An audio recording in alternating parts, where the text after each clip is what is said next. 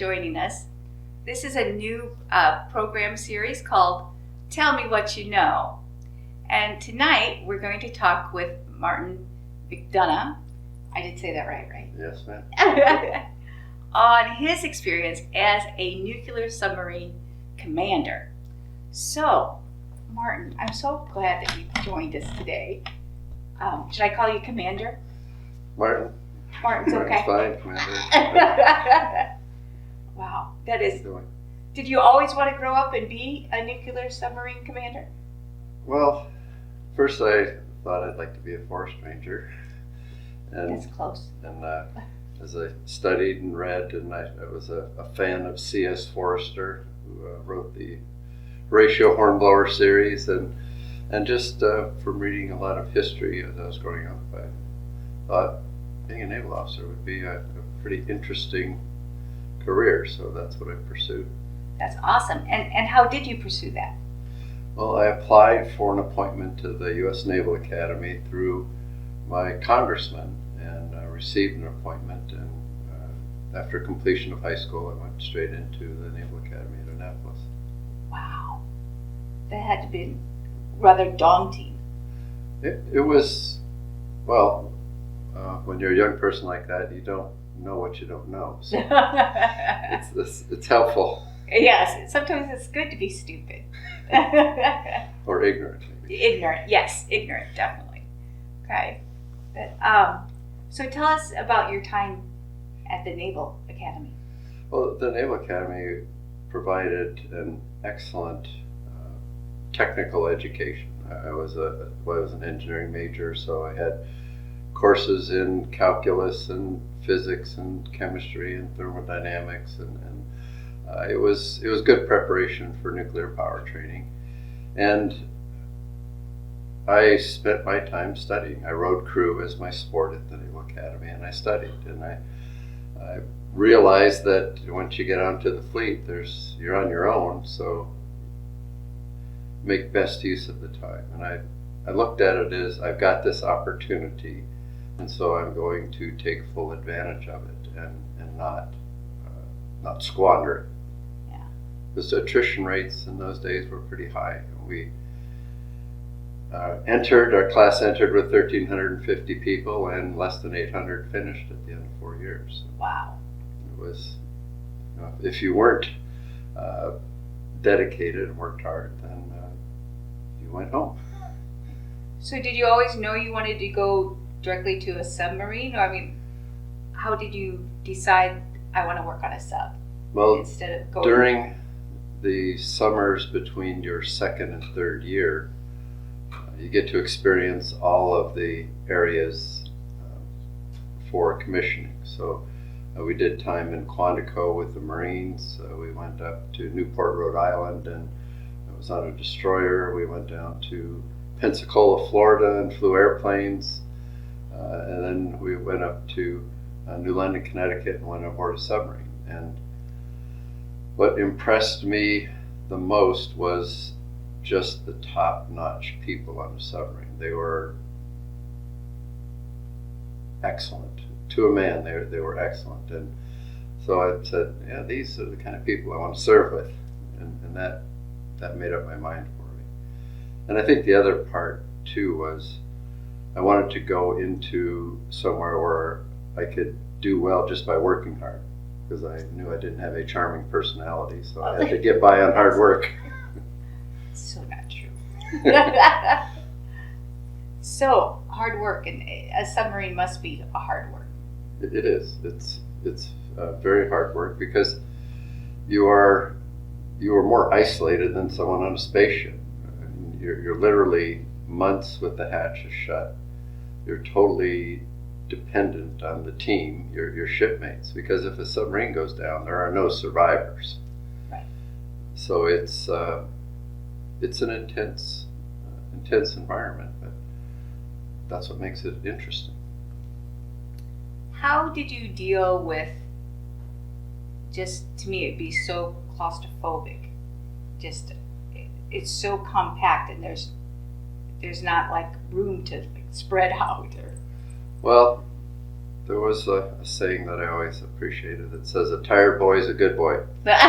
So you're literally working 18-hour days, 7 days a week, months on end. And so you're busy, you're engaged, you don't have time to contemplate personal problems or say, "Oh, I'm claustrophobic." Right. No, it's you're kept busy, so you don't have time for those sort of thoughts.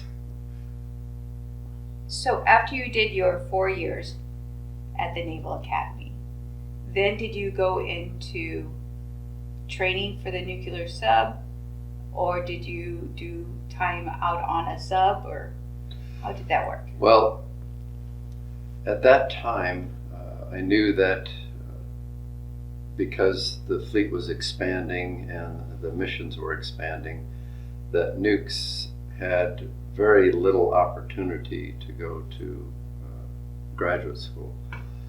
So each year at that time, I don't know what the policy is now, but about 5 or 6 people out of the class that were going nuke could get a master's degree in nuclear engineering. The caveat was you had to get it done in a year, and you incurred some extra obligation. You know, when a person graduates from the Naval Academy, then you had a 5-year service obligation, and then for graduate school it was a 2-for-1. So if you went to, you completed your graduate degree in a year, then you got a 2-year obligation, and that makes sense. I mean, we're being funded, we're being paid by the government. We had to have a scholarship to go to graduate school. So I did that. I went to a year, completed a master's degree in nuclear engineering in a year, and then started the nuclear power training pipeline, which is 6 months of pretty intense academics. You're actually in the classroom 40 hours plus a week, and then of course you study at least that much. Oh yeah. And you do that for 6 months, and it covers topics like reactor physics, reactor dynamics, chemistry, water chemistry, preserving the integrity of the power plant, radiological controls, thermodynamics, health physics, all those topics of an intense 6-month program. And that's for officers and enlisted alike.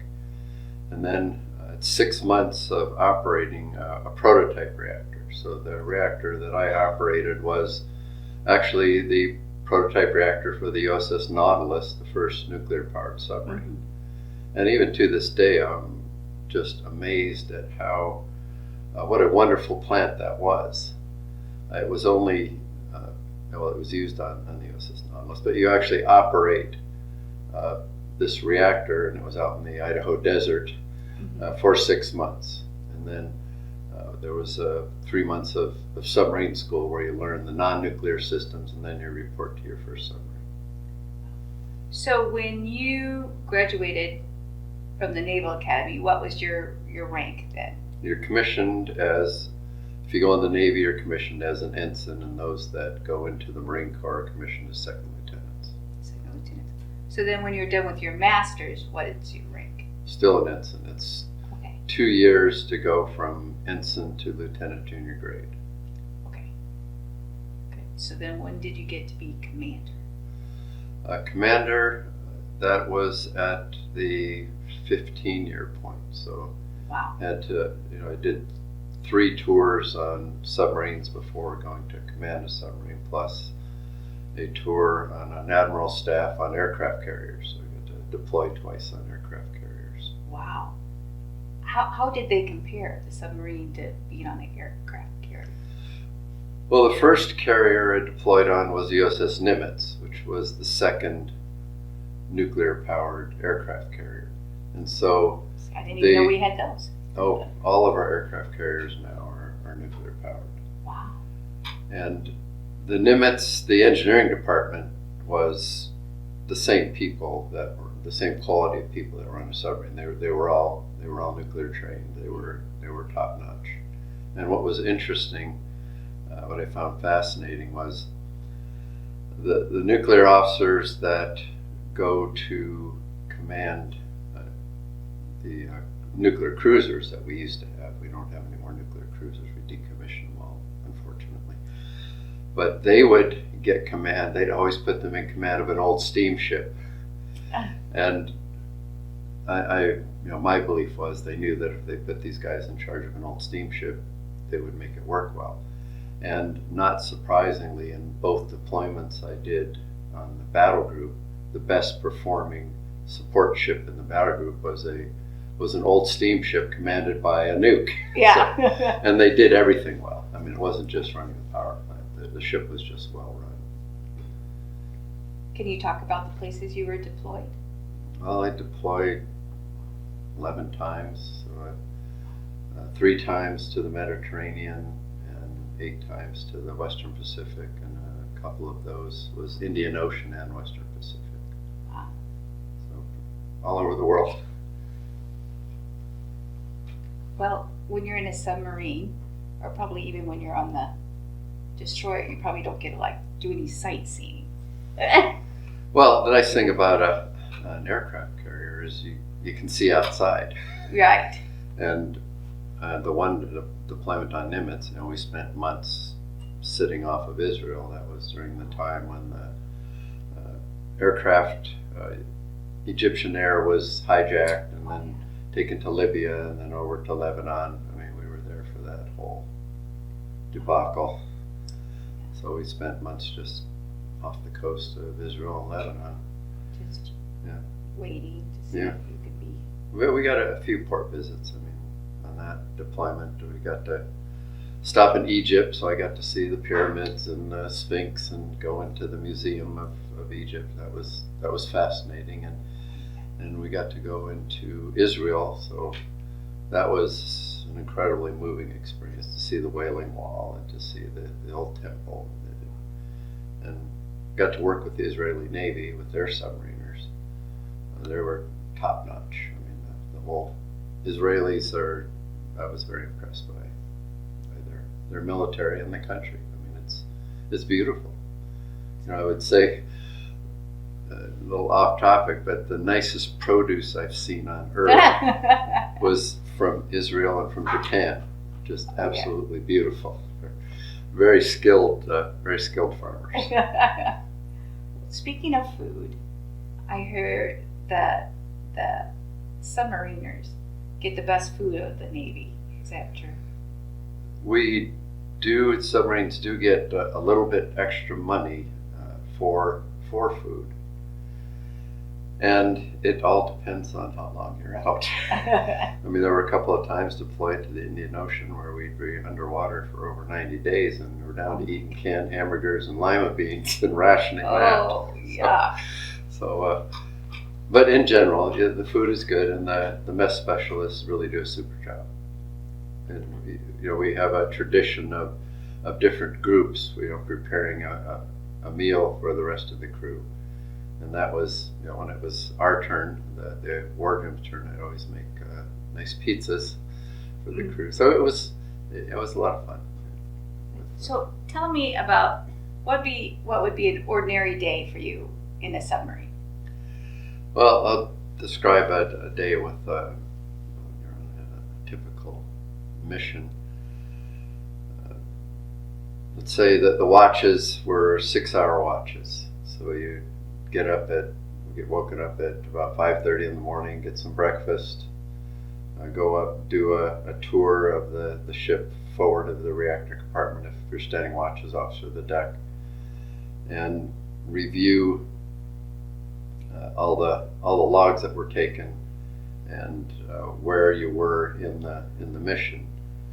And then when I say a mission, they're typically a surveillance mission. So you'd have 6 hours of, call it intelligence gathering, with electronic and visual and sonar and intelligence gathering, and you're compiling all of that data, and you spend the next 6 hours after watch, call it reconstructing, where you're reconstructing the tracks of any contacts you were tracking, and compiling all of the other electronic emissions and sonar and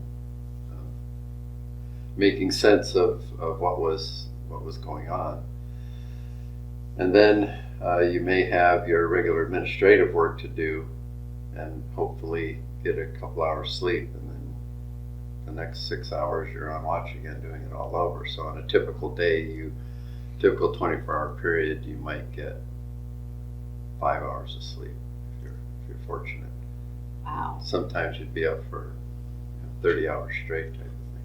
And to do that months on end. Months on end. It's the thing you crave the most when you get ashore is to be able to sleep. Really? Sleep undisturbed. And if you're, as a commanding officer or as when I was engineer officer, at the end of every watch, the off-going watch officer would wake you up and report his relief, tell you, right. What happened what occurred during that watch. So it's a young person's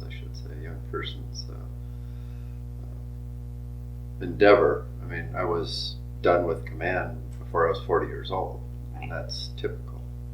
You have to have that stamina. Yes, that stamina and youth to be able to manage it. Tell me, before we go too much further, what are the two different types of nuclear submarines out there? So when you refer to nuclear submarine, that refers to the power plant for the submarine. So, a nuclear reactor produces the steam that drives the turbines that turn the screw and make electricity. And there are two basic different types of nuclear submarines. There's the attack submarine, which I served on. I never did a tour on the ballistic missile type. An attack submarine can carry torpedoes and cruise missiles, and their main mission is anti-ship surveillance. And the other mission that we had, which we had on the Tunny that I was commanding officer of, is we had the ability to launch miniature submarines with special warfare people on there, with Navy SEALs. So we could from submerge launch miniature submarines with Navy SEALs on board. And there were only maybe half a dozen ships in the fleet, if that many, a couple per coast, mm-hmm. that could do that mission. And that was always I say my heart was in my throat whenever we were doing that, because you're concerned. You have divers in the water, and anyone that's scuba dived will know if you have an abrupt change in depth when you're using an aqualung, you can embolize a diver, which means you get gas into their bloodstream and it can give them a stroke or kill them. So you're always very on edge when you're doing that type of operation. But they were a great group of professionals. I mean, the Navy SEALs are top notch, and we got to work with them a lot, and they appreciated being on board. The other type of submarine is a ballistic missile submarine, and the type that we have now carry 24 ballistic missiles, and these many thousands of miles of range, and they go up into space and can deploy a number of independently targeted nuclear warheads. And those submarines patrol various places around the world, and they're our most survivable strategic deterrent. The other ones are land-based missiles in places like North Dakota, and Air Force bombers on airstrips. And these ballistic missile submarines, they're not detectable. They're always there, and at a moment's notice, they can launch their missiles. So they're a very credible deterrent. Okay, and that is comforting or worrisome for you? I mean, they're out there. No, I think the best thing to do is prevent conflict. Right. And so if a potential adversary knows if you attack, this will happen. Right. And that's a pretty powerful deterrent. You want to leave no doubt that there will be a consequence, and that's comforting, because that will deter conflict, which is what you want to do. Right. You don't want to see that happen. No, not at all. Good. So on on board. Do you say on board? With Yes, the submarine? on board. On board. So, how many members of your crew were there? About 120. It varies a little bit, and that, again, I'm speaking from the type of submarines I served on. I expect it's about the same now. They're a little bit more automated, so they don't need quite as many people on watch as we did. But about 120, and then if you had, depending on the mission, so if we were doing a surveillance type of mission, we would have specialists on board, and so you might have another 15 or so of those people, and a similar number if you have SEALs on board.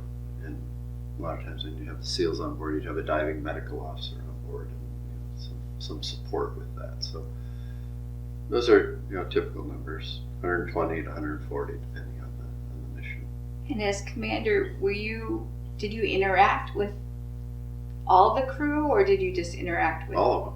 All the time. All the time. As you mentioned earlier, it's a confined environment, and it's very much a team, and you're always training and mentoring and working with these folks. It's being on a sports team. You're interacting with every member of the team every day.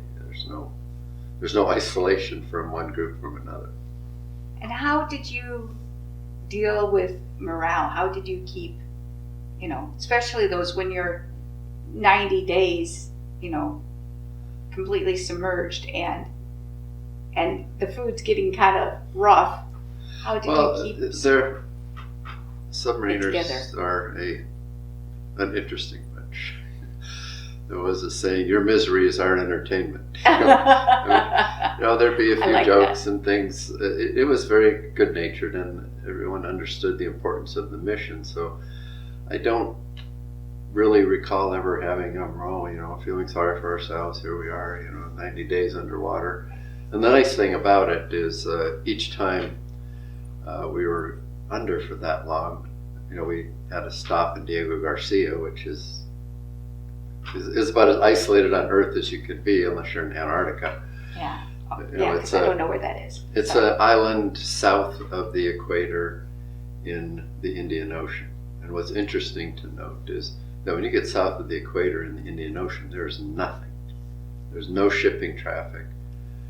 You look at the shipping routes, so go around South Africa up to the Mideast for oil, or they're going around north of Australia through that area to get to the Middle East. South of the equator, there's nothing. I mean, when we would go from Diego Garcia, and this was the good deal, we got to go to Perth, Australia for a port visit, we had no context, nothing. I mean, you were doubting that your sensors even work because there's nothing there.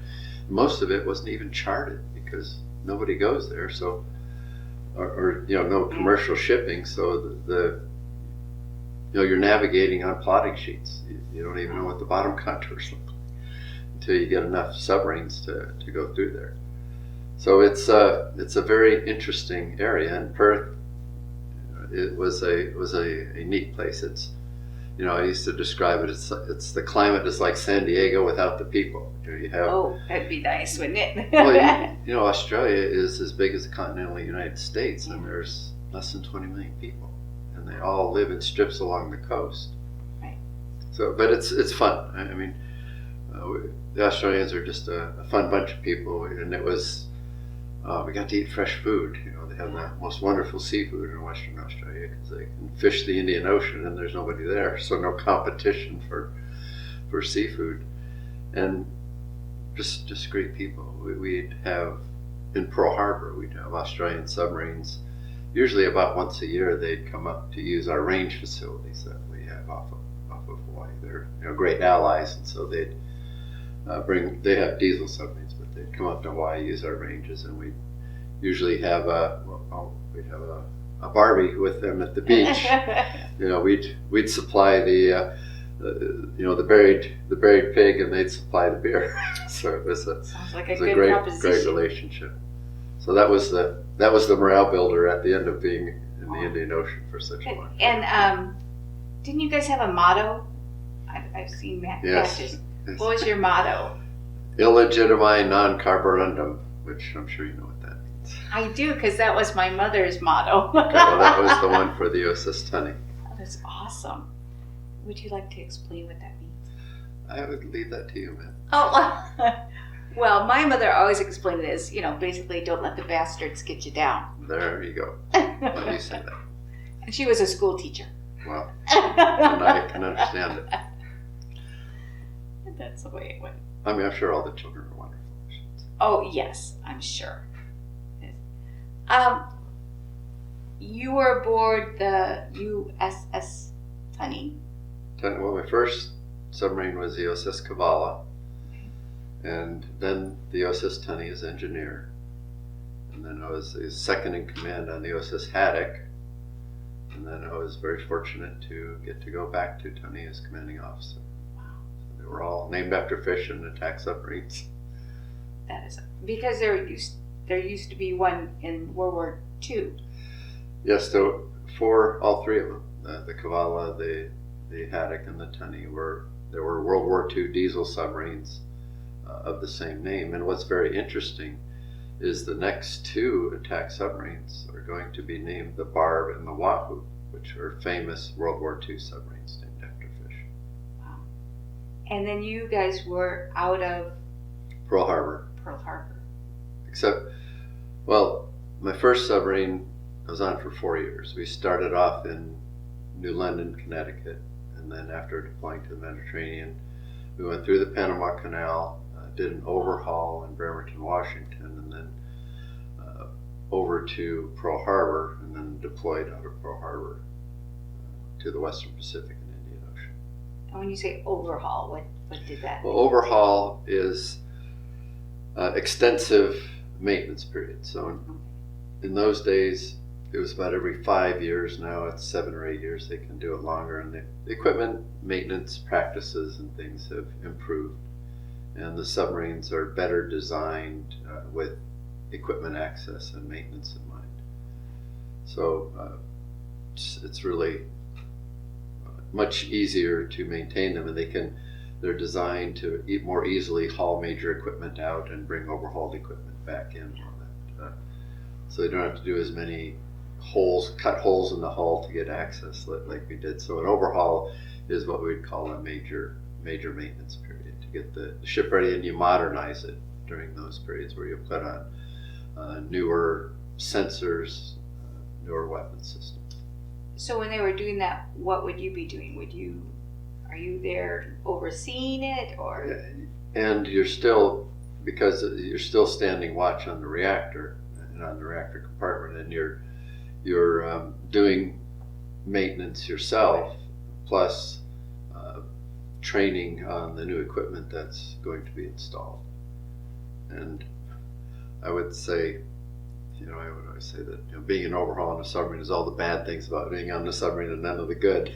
Oh yeah. Because it's a pretty rigorous routine. Crazy. And then, your family. You have a family. Yes. How did they like living in Hawaii? What's not to like about living in Hawaii? No, it was Pearl Harbor.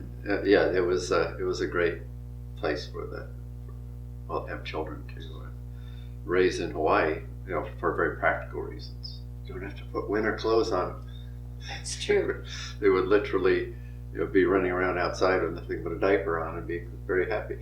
Yeah, see that. And the water temperature is 80 degrees almost all year round. So we take the kids to the beach, and it was just a nice environment for them. So did you have on-base housing, or did you live? For most of the time we did. For part of my first tour, we lived off base, but on the rest of my tours in Hawaii, we lived on base. It was just very convenient. I mean, I literally could coast my bicycle down the hill onto the base, and I was there. It was a good news, bad news thing. If there was a loss of shore power or something, I could hear the submarine start up the diesel, and so I'd go into the boat.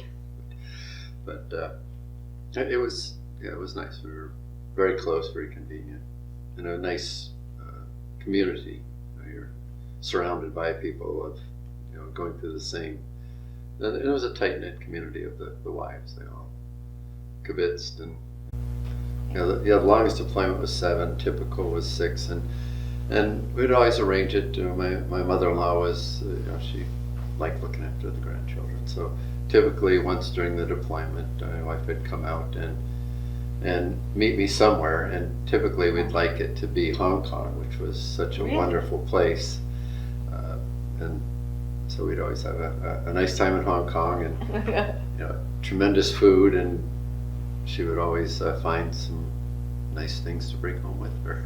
I bet. I just can't imagine. Let's rendezvous in Hong Kong, dear. That's awesome. But that was our favorite place where she'd come and meet us partway through the deployment. And how long of a period would you have off? Would you get like a couple of days? Usually we'd be in Hong Kong for 5 to 7 days. Oh, that's awesome. I could do that part. Yeah, I don't know what it's like now. We were there before it was reverted back to China. Yeah. The British had I think it was a 99-year lease, and that came up sometime, I think, late 90s. So I'm sure it's much different now. I always thought that Hong Kong was this beautiful marriage of good British civil government and Chinese entrepreneurial spirit, because it was just very wonderfully run and just a very enjoyable place to go. I'd like to see it someday. And my wife always knew the best places to go because she had the intel from other wives who'd been there recently, so it's always a lot of fun.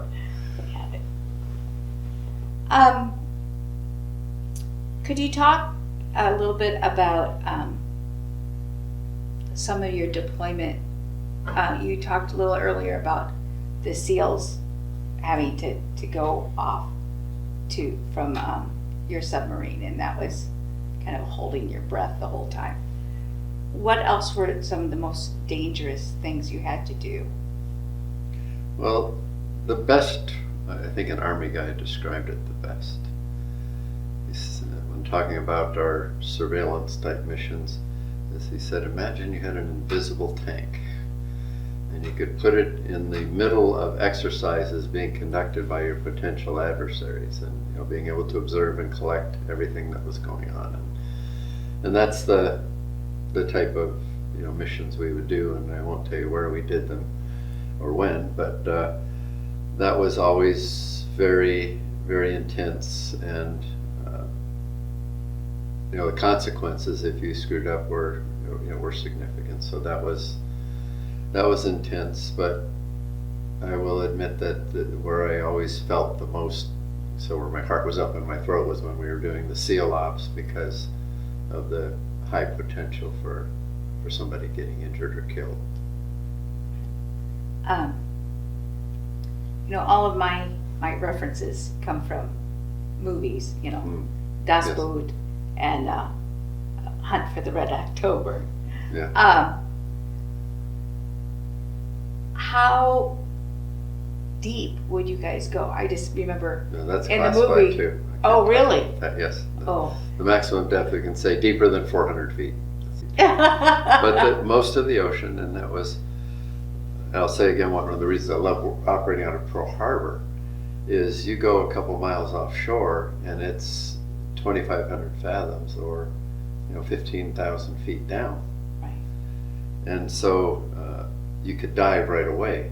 And the nice thing about that was when you're doing local ops and training, all of your time was spent productively. Where I always used to say, thank God for people that wanted duty on the East Coast. Yeah. Because it was 8 hours on the surface until you got to the water deep enough to dive, and by then, the whole crew is seasick, and your first and last day out are wasted. Right. I mean, I still remember during my tour, and the crewman was spread eagle on the deck down in one of the lower level areas, saying, I'm not taking logs, I'm not doing anything until this thing submerges. Yeah. Because it's, submarine is very uncomfortable on the surface. It's round bottom. It's you can't look outside. There's no horizontal reference. So a good portion of the crew is seasick. I was one of the few that didn't get seasick, so I had to watch all the time when we were on the surface. Yeah. So that's one of the really great things about being out of Pearl Harbor, is the fact that it's deep right away and you don't have to be on the surface bobbing around getting seasick. But yes, the water is much deeper than the ship can dive. Yes, yes. I Let's just put it that remember, that image of the bolts popping. Yeah. And Well, it's You didn't interesting get you that talk one. about that, because I think the most realistic submarine movie I've ever seen was Das Boot. oh, that's such a And you remember the character Johann, the engineer? How he was always good. a zombie. That's how I felt at the end of my engineer tour. I could relate to Johann. Yeah. And the person I relieved as engineer looked like Johann when I relieved him, and I'm thinking, this is what I got to look forward to. But that one was realistic, and it's interesting because one of my Canadian friends, his father was one of the few people that survived as a U-boat sailor. He was a German submariner. And what a lot of people don't realize is 80% of German submariners perished. It was, and the only reason he was alive was he was sent off to a school. His submarine was sunk while he was at that school. They put him in an infantry unit, and he surrendered to the Canadians first chance he had. What did he know about being an infantry guy? He was a Right. submariner. So he was, one of the fortunate few that survived the war. And he pretty much validated all the stuff that I'd read about the German U-boats. It was, pretty grim. I can't. And even ours, imagine. our losses were 25%, which Wow. was higher than any other part of the service or any service. We had the highest loss, but then you had 2% of the Navy taken out over half of the Japanese fleet. So pretty. They paid dearly for the submariners that they did take out. Yeah. Several years ago, and I can't remember exactly where, there were rumors of a Russian sub having a little nuclear meltdown. Do you think that? Probably talking about the Kursk Probably. that was sunk off of Norway. Yes. They've lost several of their nuclear submarines. Really? And some with nuclear weapons. There was one that went down off Hawaii in like 1968. That was, it was carrying nuclear weapons. There was I think of 3 or 4 that they've lost at sea. Does that make you nervous? Makes them nervous, yeah. But Good.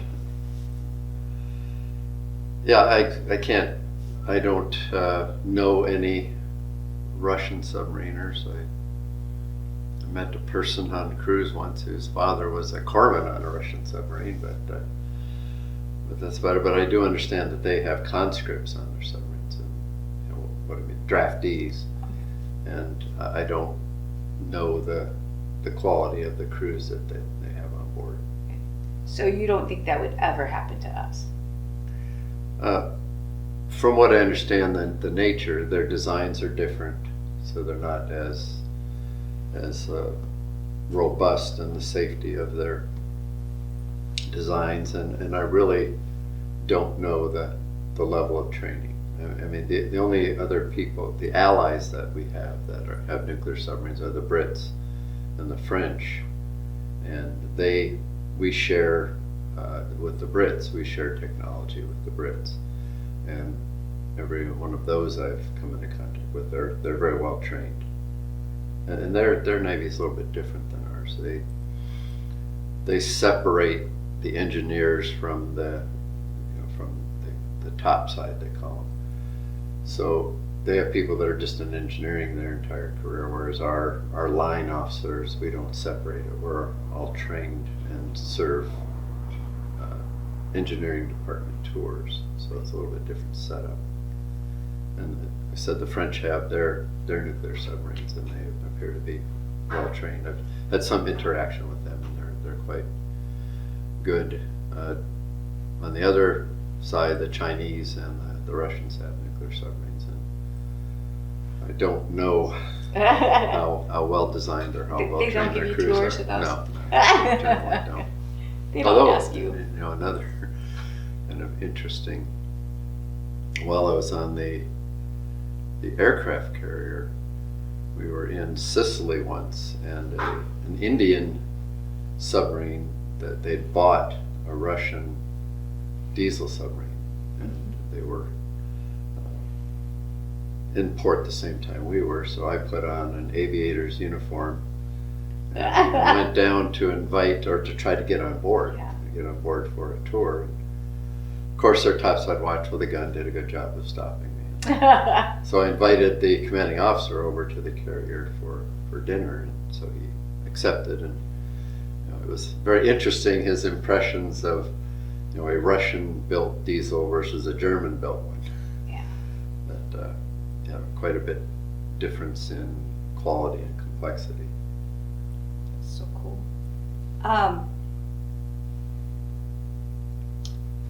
That was going to be one of my questions. Like, what countries have the nuclear subs? So you were saying the Brits and And the French, and Chinese, and Soviets. right, Or Soviets, not Soviets anymore, Russians. Right? Russians.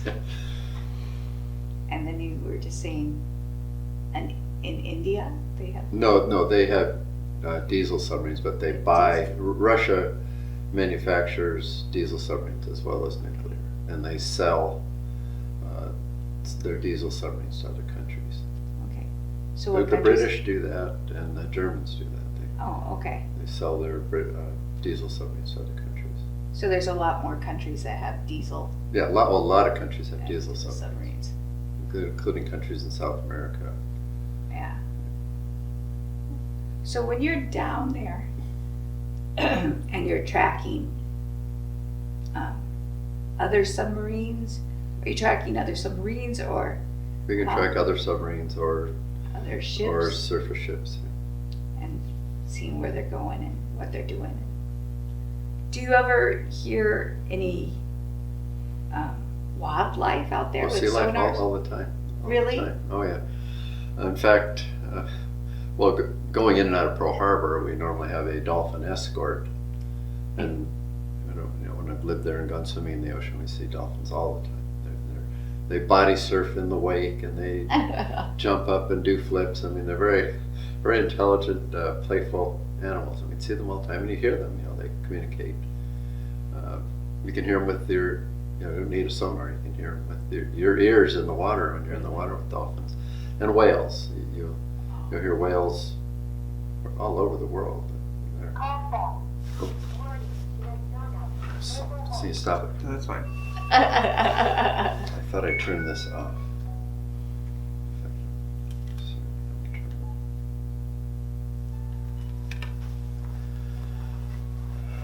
But back to the whales. But we'd hear whales, and sometimes you'd get a whale that gets attracted to us. We'd have some follow us around for a few days.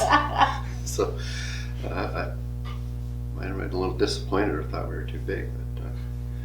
But we'd see whales frequently, and sometimes when we were operating in local operations around Pearl Harbor, we'd get a port visit in Lahaina, Maui, and between Maui, Ko'olave, Lanai, that's a whale breeding ground. They come there to have their young every year, and so we see them up close and personal with their young, and it's a lot of fun. Every year there's a migration, spring and fall. Were you able to? Are you a certified diver? I was. I didn't keep it up, but I became a diver. But I found I saw everything I wanted to see just by snorkeling. Yeah. In fact, I do that with the seals sometimes. We'd be anchored. I get in the water with them, swim around. It's a lot of fun. That's incredible. Is everybody in your family good swimmers? Yes. Yeah. Children were competitive swimmers. Oh wow. In fact, my son went to state finals in Iowa when he was in high school there. Wow. Well, I just think it's an incredibly important life skill too. You should teach children to swim just as young as possible, so that you don't have to, or you're just always going to worry. But it's just an important life skill for, I think, every child should learn to swim. And certainly growing up in Hawaii, Yeah, but certainly anywhere. helped. I mean, Yeah. anywhere. Here, got plenty of water around here. Children are attracted to water. Oh yeah, definitely. While you were traveling, did you ever think there was a place outside the U.S. you'd like to retire to? Or Well, first I'm going to say the best weather on Earth is on the leeward side of Hawaii, Oahu. really? I mean, perfect water temperature. The air temperature seldom gets much above 80, and because you're across two mountain ranges, it's much less humid than on the other parts of the island. So it was absolutely wonderful, and I just recall I'd swim all the time in the ocean. We had a swim group, and I was just thinking as I'm swimming along that I don't even notice the water temperature. It's just absolutely wonderful. I always said if I wanted to eat myself into a stupor, I would do it in Italy. The most wonderful, just food in general. Their food is the culture in Italy. That was wonderful. If I had to retire, of course, Mount Carroll's a wonderful place to retire. Everything's in walking distance. I don't need to drive anywhere. It's really very, very convenient. And a wonderful library in Mount Carroll. Yes, it is. It's the best. Yeah, so don't need to leave. And the weather. No, I won't say that. I can't lie. It doesn't have the best weather on Earth. But I think if I had to live in another country, probably Western Australia. And what a lot of people, I mean, it's not obvious, but Australia is very regional too. They have their regional rivalries, and if you really want to get them excited, you talk about Australian rules football. That is to Aussies what soccer is to Europeans. Right. You go to, I remember being in Spain when they had the World Cup, and Barcelona's in it, and I mean everything shuts down. It is the most, our dedication to sports doesn't come near to what their dedication is to their football or soccer. And Australians are like that about their Australian rules football, which is, I call it no rules football. Right. No helmets. It's pretty rough, but they have the tremendous, and they call them states, the various regions. The Australians, they're called states. And we have some very good Australian friends. They have the same, I would call it off sense of humor that Submariners have. And if I had to live somewhere else, it would be on the west coast of Australia. It's a nice climate. The water's cold. It's like San Diego. The weather, pleasant, but cold water. But cold water. You have to wear a wetsuit if you want to go swimming. So, out of your whole experience, what do you think was the best experience you ever had? Well, besides my wife coming to visit me in Hong Kong, that was always a wonderful experience. Except when I saw how much stuff she was taking home. And I still remember the one trip to the Pacific. This is when I was engineer, and my commanding officer said to Academy, get whatever you want. Because in those days you could send a cargo container, you know what I mean by that, a 40-foot cargo container that you see on the back of a tractor trailer. Yeah. Well, we could send one of those back to Pearl Harbor. It would go back on an amphibious ship or something that was making a transit back to Pearl Harbor. So he said, you can get whatever you want. We'll put it in this cargo container and ship it back to Pearl Harbor for you. Wow. So she, like a lot of other wonderful wives from Pacific based ship, you can go in their house and know where they've been, because they have a lot of stuff from Asia. Yeah. And but it was fun. I mean, you pay a good price for it, or a very reasonable price. Oh, I'm sure. And she always has some wonderful collectibles that she's gone in her travels. And what's really interesting is she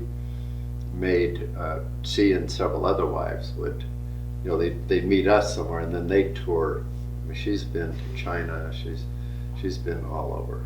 She'd go with several other wives, and they have their adventures that they still have great stories of their adventures traveling through Asia.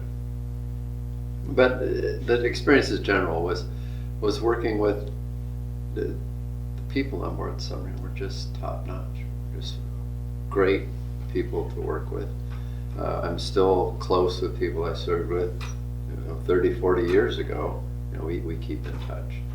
And during my civilian career, when I was in a position to hire people, I hired ex-submariners, and I'd say the other ones that people that I found very qualified were Coast Guardsmen that did time on icebreakers. They were like submariners. They were on their own in the middle of nowhere, and they had to be very competent to survive that environment.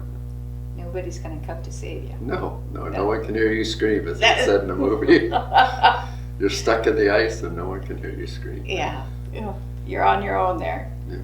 So, did you see a lot of changes within the 20 years you were in the Navy or something? There's, yes, a lot of changes. And some, in my opinion, were good changes. Some weren't. One thing is that the Navy is much, much smaller than it was. We built up in the 80s, and when I first was in the Navy, it was pretty, pretty tough financially. And in the 70s, if we got a new person on board and that person was married, we'd get them on food stamps. I mean, and that was on submarines where we made more money than anybody else because we got sub pay.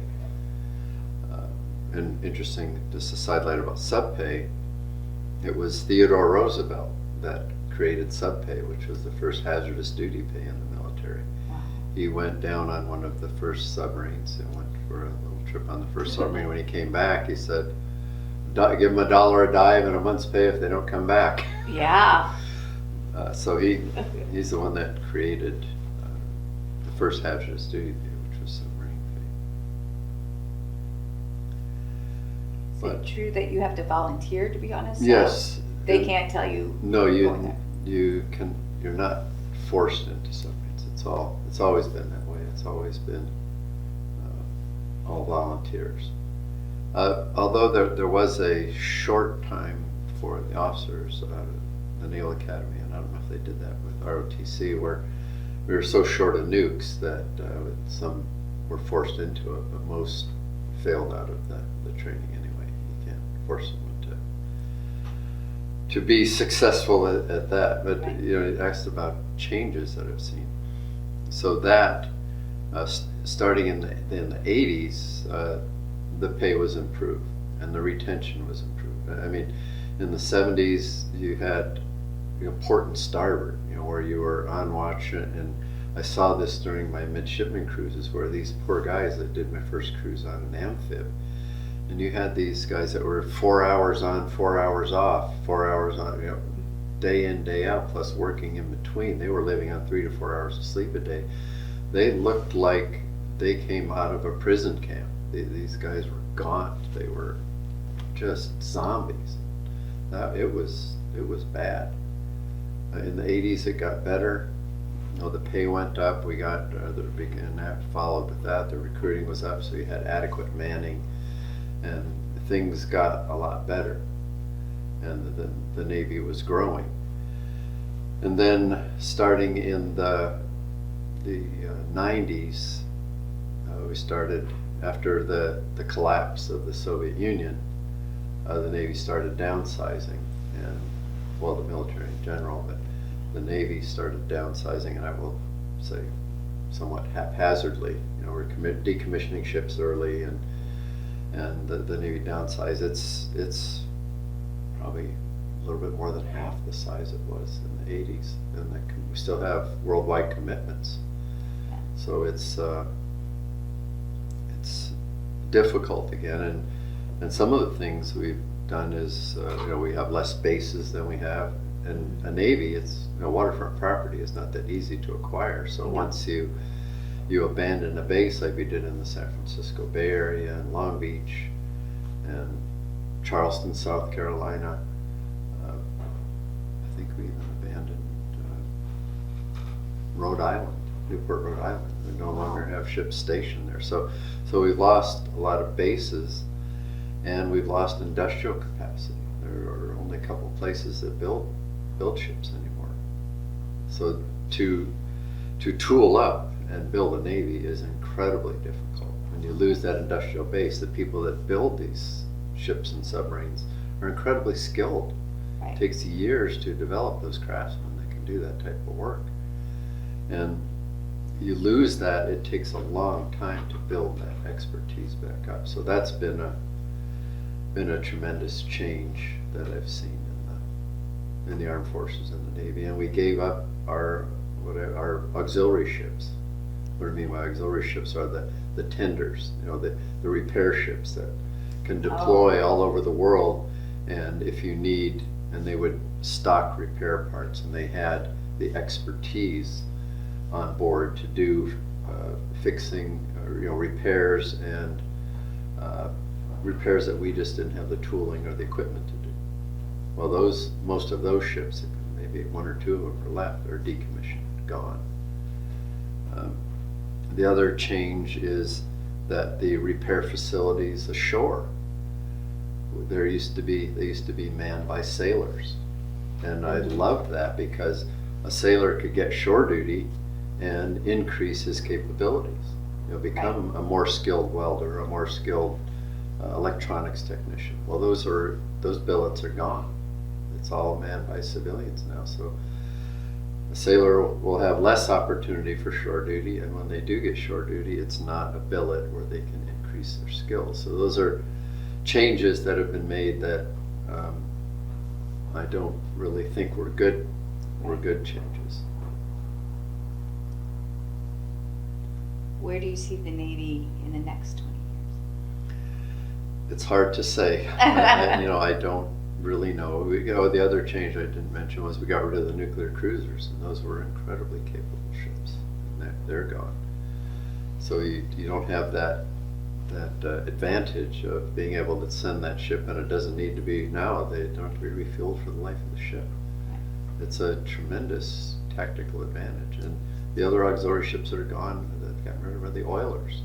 So to be able to refuel a lot of the oilers, so to be able to refuel at sea, have that as part of a battle group, and that's gone.